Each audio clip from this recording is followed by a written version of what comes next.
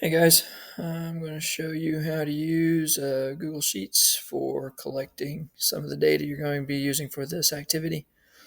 You're also going to use this for building some formulas so that it will take care of a lot of the calculations you need to do so that you don't have to do them by hand. So here we go. To get here, since you're all in Google anyway, we can go up here to the app launcher.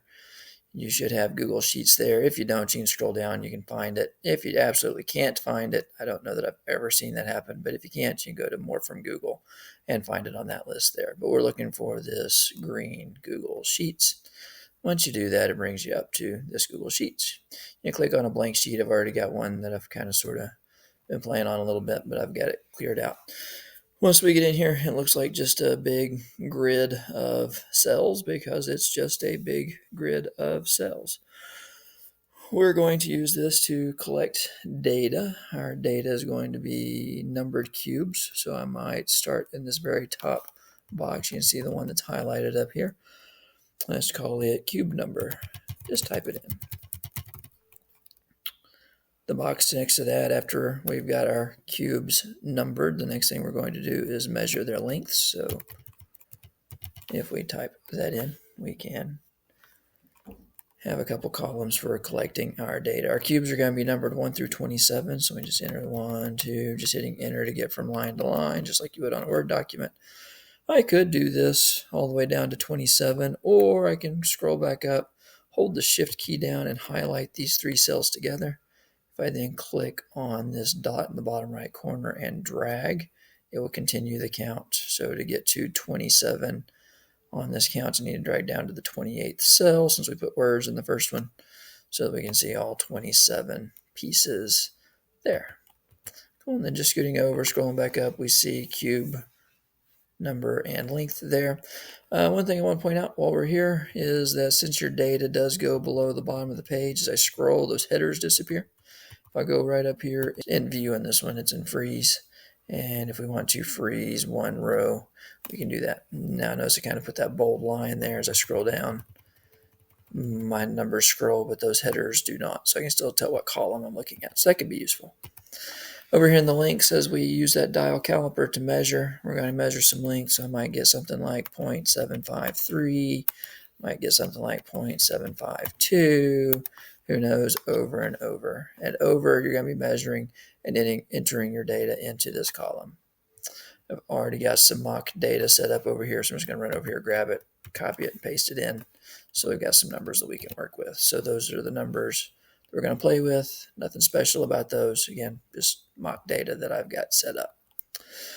All right, so here's how you build your spreadsheet. You collected your data. It's already done us a great job of collecting data, so we don't have to write this down. We're going to use some more functionality of Google Sheets while we're here. The first thing we need to do is find the mean of those lengths. Inside of Google Sheets and pretty much any spreadsheet program I've ever looked at, we can put formulas. There are formulas built in that will help us find a lot of things without us having to calculate them by hand. In this case, Google does have a formula for finding the mean. We start formulas by hitting the equals key. And here, if I want to find the mean, usually it's a good idea to just start typing the word you're looking for and some suggestions will pop up. So mean is the word I'm looking for. MEAA, but then all of my suggestions disappear. It's because Google Sheets does not call the mean. Tricky, I know. Unfortunately, it calls it the average. So if we'll type in average, we can see it right there.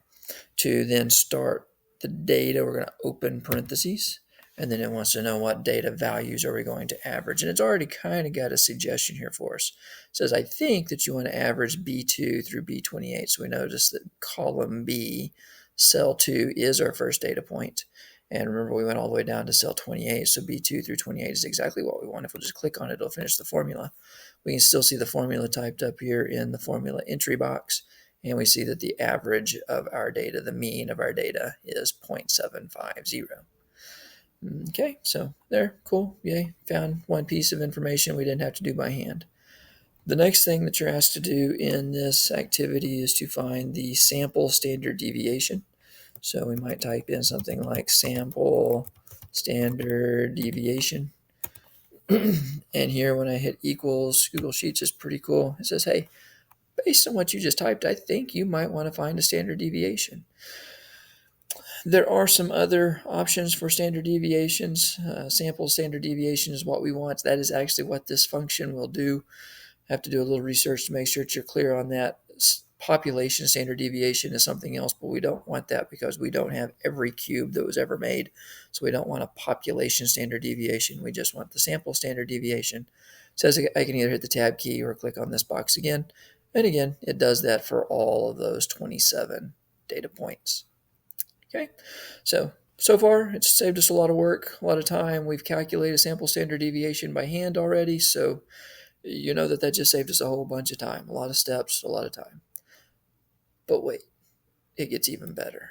It gets even better. If we were doing this by hand and we decided that one of these points was way too big or way too small, we'd call that an outlier.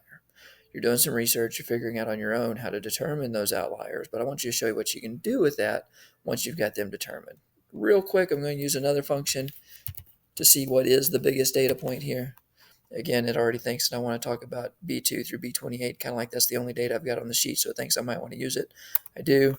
It says 0.776. That's a pretty good sized piece. I'm going to see if I can find it. There it is, 0.776. So suppose that I've done my research and I've decided that that is, in fact, an outlier. Cool. I bet it might be. What do? Well, I decide that that block won't fit well with the rest of them when I try to glue these together, so I get another block. I get my other block and I measure it. Measure my dial calipers. Perhaps I get on this one 0.752. Notice when I did that my mean and my sample standard deviation changed automatically, and I didn't have to do another lick of handwriting to make it happen. That's pretty cool. That's pretty cool. So here we're using technology to store our data.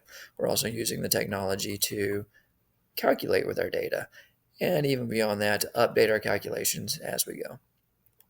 So now notice that our mean and our sample standard deviation have changed. Probably you used those in figuring out what your outliers were. So now check back and make sure that you don't have any outliers in the new data set, because changing one point does create a new data set. And continue on until you're satisfied that your data set is uniform enough that when you glue these pieces together, you would get a nice uniform cube. Cool. Thanks, guys.